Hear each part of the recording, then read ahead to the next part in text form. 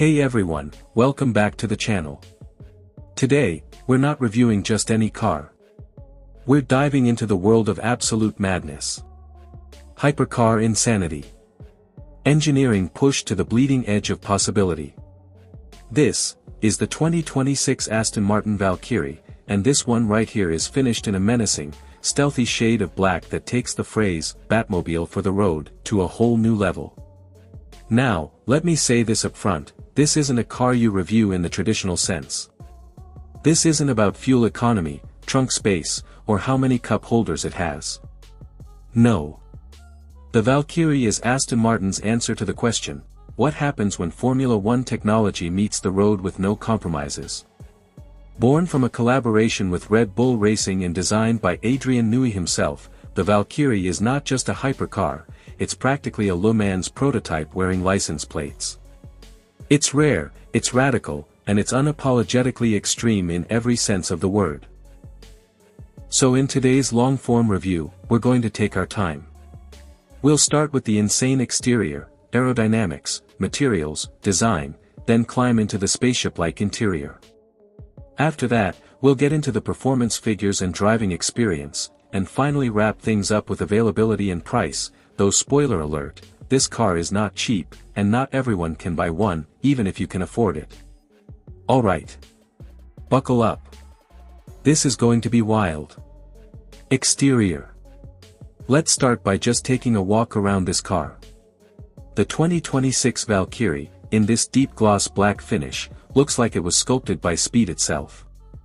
It's less a car and more of a ground-bound jet fighter. Every single surface, every intake, every curve and crease has a purpose, and that purpose is aerodynamics. The body is constructed entirely from carbon fiber, and there's not a single metal panel in sight. It weighs just over 1,000 kilograms, roughly the same as a Mazda Miata. Yet it produces over 1,800 kilograms of downforce at speed. That means, technically, the Valkyrie could drive upside down in a tunnel at over 200 kilometers per hour. Let that sink in. Up front, you have a dramatically low nose with a splitter that could slice through the air like a katana. The headlights are ultra-slim LED strips that weigh just 30% of what a normal headlamp does. Even the Aston Martin winged badge on the hood isn't metal, it's chemically etched aluminum, thinner than a human hair, to save weight. The most jaw-dropping feature, though, is the exposed underfloor tunnel. Between the front and rear wheels, the Valkyrie looks almost hollow. This isn't a styling gimmick, it's a functional Venturi tunnel, creating ground effect downforce, just like an F1 car. The black paint on our car is beautifully glossy, but this color also hides some of the wild detailing, until you step close. Carbon fiber weave is visible under the clear coat. The front splitter, side skirts, rear diffuser. All exposed carbon. Even the wheels are carbon fiber. And the rear wing. At the back, the Valkyrie's exhaust system exits high, with 3 centrally mounted titanium pipes that shoot flames on downshifts. Above it sits a full-width LED light bar, and below it, the most extreme diffuser ever fitted to a road-legal car. Nothing about the exterior is superfluous. No chrome, no unnecessary styling lines. Just brutal function, beautifully executed. It's art through physics. Interior. Opening the dihedral doors is like unfolding a transformer. You don't step into the Valkyrie, you climb into it, just like a race car. Inside, things get even more extreme. There's no dashboard as we know it. Instead, you get a full-width digital display with vital telemetry, and 2 small screens mounted on the A-pillars replacing traditional mirrors. These are the camera feeds from the side view cameras. You sit in a laid-back, almost horizontal position, legs fully extended, feet nearly at eye level. Your hips are practically resting on the carbon floor. The seats themselves are foam padding directly bonded to the carbon tub, and they're custom-molded for each buyer. The black car we're in has matte carbon throughout, with Alcantara trim, red stitching, and forged aluminum switchgear. The steering wheel is removable and modeled directly after an F1 design. It's a rectangular shape, covered in carbon and Alcantara, with a central screen, rotary knobs, and essential controls for drive modes, DRS, and hybrid deployment. There's no gear lever, just paddles behind the wheel. There's no infotainment, no traditional climate controls. A small unit on the roof handles air circulation and communications. Everything is designed for minimalism and driver focus. And yet, this stripped-out cabin feels futuristic, not Spartan, but purposeful. The glass canopy lets in more light than you'd expect, and once you're strapped into the 6-point harness, the cabin cocoons you like a fighter jet cockpit. It's tight, sure. If you're over 6 feet 2 inches, it's going to be snug, but once you're inside, everything fits. And remember, this car is road legal. You can, technically, drive it to the grocery store. Just don't expect parking it to be easy, rear visibility is basically zero. But again, this car was never meant to be practical. Performance. Okay, now the part you've all been waiting for. What does the Valkyrie actually do? The answer is simple, everything. Underneath the carbon skin is a 6.5-liter naturally aspirated V12 developed by Cosworth, and this is no ordinary engine. It revs to 11,100 RPM. It makes 1,014 horsepower on its own, no turbos, no forced induction. Just pure mechanical insanity. But Aston Martin didn't stop there.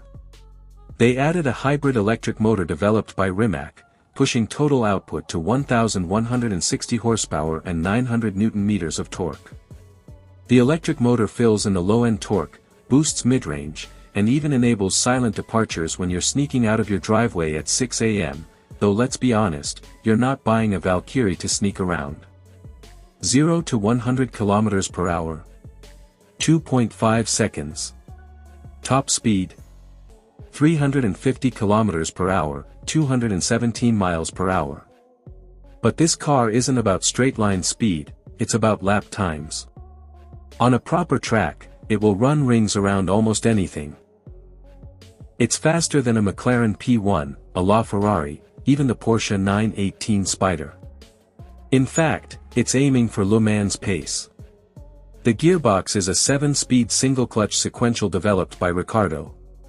It's brutal, fast, and unapologetically mechanical. You feel each shift slam through your spine, and at redline, the V12 screams like a Formula One car from the V10 era. It's one of the most intoxicating engine sounds ever made. Cornering. The Valkyrie sticks to the road like a barnacle on a ship. Active suspension, active aerodynamics, and Michelin bespoke tires mean you can pull over 3 GS in corners. Braking is handled by carbon brakes developed by Alcon, the same material used in F1.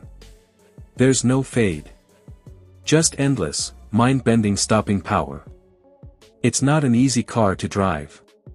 It doesn't cosset you. It doesn't pretend to be friendly. But if you have the skill, or the courage, the Valkyrie will give you an experience that no other road car can offer. Price. Let's talk about the price, because of course, a car like this doesn't come cheap. The base price of the Aston Martin Valkyrie is around $3.5 million USD. But very few, if any, leave the factory without bespoke customization, paint, interior, helmets, matching luggage, you name it. Most end up closer to $4 million or more. Aston Martin planned a limited production of just 150 units worldwide. That's it. And all were spoken for almost immediately. If you want one now, you're looking at secondary market prices north of $6 million, if you're lucky enough to find one at all. There's also the Valkyrie AMR Pro, which is the track-only version, even more extreme, stripped of road legality, with longer wheelbase, wider track, and 1,100 kilograms of downforce. That version? For $1 million and up, and only 25 were made. For reference, this car costs more than a Bugatti Chiron, more than a Pagani Huayra, and even more than most Koenigsegg's.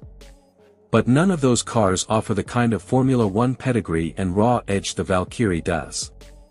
You're not paying for luxury, you're paying for the closest thing to a race car that will ever wear a license plate. Outro. So there you have it, the 2026 Aston Martin Valkyrie, in sinister, elegant black. It's not a car. It's a statement.